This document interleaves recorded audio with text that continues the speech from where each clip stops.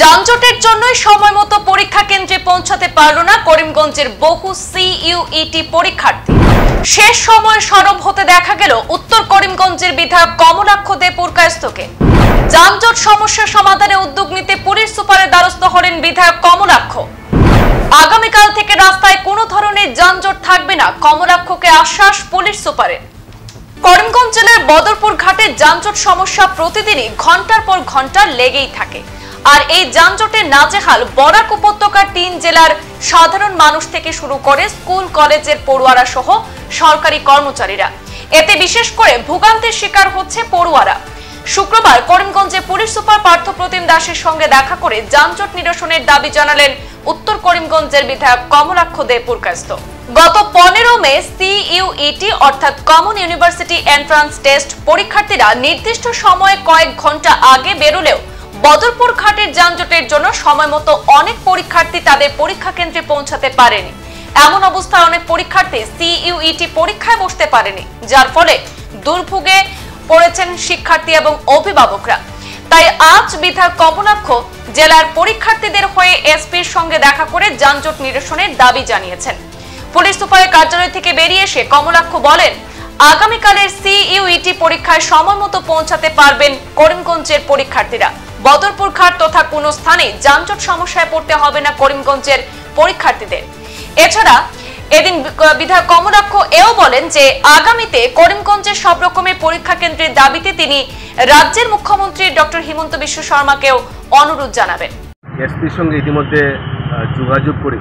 আপনারা সবাই জানেন যে 15 তারিখে সিইউটি এক্সাম হয়েছিল এবং অল আসামে টোটাল 8টা সেন্টার শনাক্ত করা হয়েছিল এবং 8টা সেন্টার দেওয়া হয়েছিল। সেই সুবাদে বরাকবিলিতে শিলচরে একটা সেন্টার দেওয়া হয়েছে এবং শিলচরে যেহেতু সেন্টার দেওয়া হয়েছে, সেই শিলচরে আমাদের হাইলাকান্দি এবং করিমগঞ্জ থেকে ছাত্ররা গিয়ে সেখানে পরীক্ষা দেওয়ার জন্য সবাই গিয়েছিলেন। কিন্তু দুর্ভাগ্যবশত যে বদরপুর ঘাটে এইভাবে ট্রাফিক জ্যাম ছিল, যার জন্য অনেকে সময় মতো গিয়ে এক্সামিনেশন সেন্টারে গিয়ে পড়তে পারেননি, অনেকে পরীক্ষা করতে পারেনি। সেই ব্যাপারে এসপিকে সেই কথাগুলো বললাম এবং ইতিমধ্যে আমাদের এসপি মহোদয় আমাকে আশ্বস্ত করলেন যে আজকে উনি স্কট দিয়ে রেখেছেন পুরো একদম, কালকে পুরো থাকবে, পুরো সিকিউরিটি ফোর্স থাকবে এবং যাতে এই সময়টা সকাল 8টার থেকে বা সকাল 7টার থেকে 12টা অবধি যে পরীক্ষার সময়টা, যে সময়টা পরীক্ষা হবে, এই সময় যাতে কোনো ধরনের ট্রাফিক জ্যাম না হয়, যাতে আমাদের ছাত্রছাত্রীরা গিয়ে যাতে পরীক্ষা দিতে পারে এবং যাতে কোনো প্রবলেম না হওয়া সত্যি যাতে গিয়ে শিলচর গিয়ে পরীক্ষা দিতে পারে, সেই সুবাদে এসপির সঙ্গে যোগাযোগ করি এবং মাননীয় মুখ্যমন্ত্রীর সঙ্গে আমি যোগাযোগ করব। শুধু 8টা সেন্টার নয়, আমরা চাই প্রত্যেকটা ডিস্ট্রিক্টে একটা সেন্টার দেওয়া হোক, প্রত্যেকটা ডিস্ট্রিক্টে হোক। কারণ সামান্য একটা বিশেষ করে যেহেতু সেটা কলেজ লেভেল একটা এক্সামিনেশন, তো সেই এক্সামিনেশন আমি মনে করি যে মাননীয় মুখ্যমন্ত্রীর কাছে অনুরোধ করবো যে উনি যাতে প্রত্যেকটা ডিস্ট্রিক্টে যাতে সেন্টার দেন, যাতে ছাত্রছাত্রীরা যাতে ভুক্তভোগী হতে না হয়, যাতে আর যখন ডিস্ট্রিক্ট ওয়াইজ সেন্টার হবে তখন আমাদের প্রবলেম সলভ হবে। এবং আমি মনে করি সেই আলোচনা সাপেক্ষে আমাদের আরও যেগুলো প্রবলেম আছে, সেই আলোচনা সাপেক্ষে সেই প্রবলেমগুলোর সমাধান করে অনেক সুস্থ এবং সুন্দর পরিবেশ হয়, সেটাই কামনা করছি। তার জন্য এসপির সঙ্গে যোগাযোগ করেছিলাম এবং এসপি মহোদয় আশ্বস্ত করেছেন যে কালকে কোনো ধরনের প্রবলেম হবে না, ট্রাফিক জ্যাম থাকবে না, একদম সুচারুরূপে গিয়ে ছাত্রছাত্রীরা গিয়ে পরীক্ষা দিতে পারে। অল আসামে 8টা সেন্টার দেওয়া হয়েছে, সেটা নয় যে শিলচরে দেওয়া হয়েছে, গুয়াহাটিতে দেওয়া হয়েছে, নগাঁওয়ে দেওয়া হয়েছে, সব জায়গায় সব ডিস্ট্রিক্টে দেওয়া হয়েছে। শুধু বরাকগুলির জন্য একটা সেন্টার দেওয়া হয়েছে। টোটাল আসামে 8টা সেন্টার দেওয়া হয়েছে জোন করে। সেই সুবাদে বরাকগুলি জোন মতে শিলচর সেন্টার দেওয়া হয়েছে।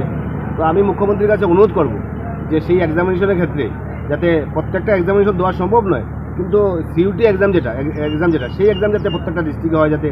আর এছাড়া অনেক ক্ষেত্রে আমাদের সিকিউরিটিরও ব্যাপার আছে, সিকিউরিটি টাইট থাকতে হয়। কারণ পরীক্ষা যখন হবে, সেই 3rd গ্রেড 4th গ্রেড হোক, এপিএসসি হোক, সেই বড় মাপের পরীক্ষা হোক, ছোটো মাপের পরীক্ষা হোক, সেই পরীক্ষা যাতে সুষ্ঠু এবং সুন্দরভাবে পরিবেশটা যাতে ভালো থাকে যাতে, এবং যাতে কোনো ধরনের যাতে উল্টাপাল্টা না হয়, যে মেধার যাতে বিকাশ হয়, সেই মেধার যাতে পূর্ণাঙ্গ রূপ নেওয়ার জন্য সেই মেধায় যাতে উল্টাপাল্টা কিছু না হয়, অন্তত মেধাবী ছেলেমেয়েরা যাতে চান্স পায়, তার জন্য সেই পরীক্ষাটা সুচারুরূপে হওয়া দরকার।